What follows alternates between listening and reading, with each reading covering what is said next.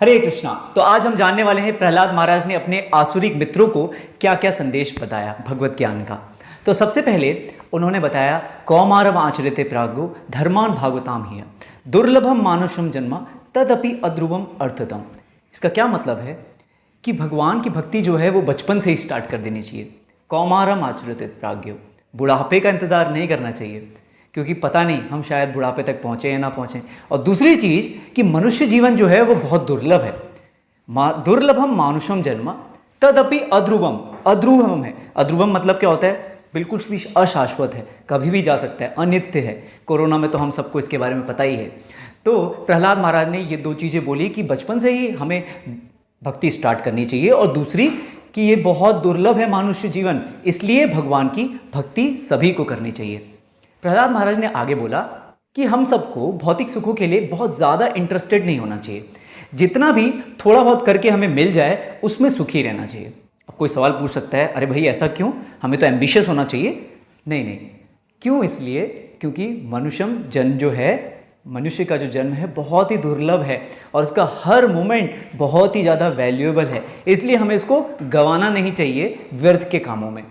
अब बहुत से लोग ये बोलते हैं कि हर चीज़ का एक समय होता है, जैसे मेरी मम्मी ये बोलती हैं कि हर चीज़ का एक समय होता है। देखो, अभी आप युवा हो तो आप सुख भोगो, और जब बूढ़े हो जाओगे तो ये सब भक्ति करना, भगवान है, सब कुछ सही है, ये भक्ति अभी करने की क्या ज़रूरत है?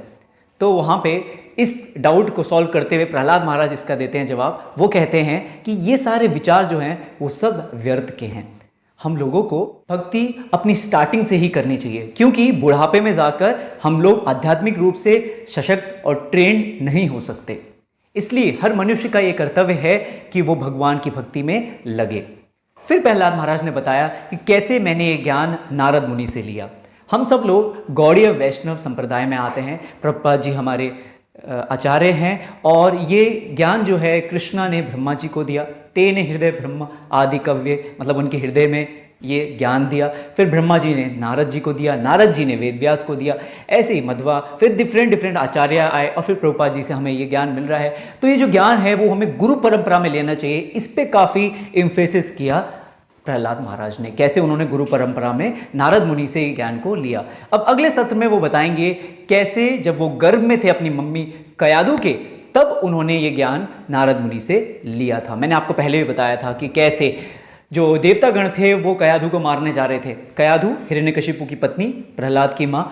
तो वहाँ पे नारद मुनि ने उनको सभी देवताओं से बचाया था और अपने साथ रखा था, और उनको कहानियाँ सुनाई थी, भगवत ज्ञान दिया था। लेकिन कयाधु तो ये सब सुन नहीं पाई, वो सो गई।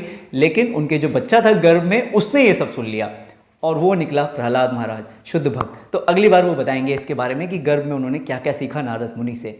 तो आज के सत्र के लिए इतना ही। हरे कृष्ण।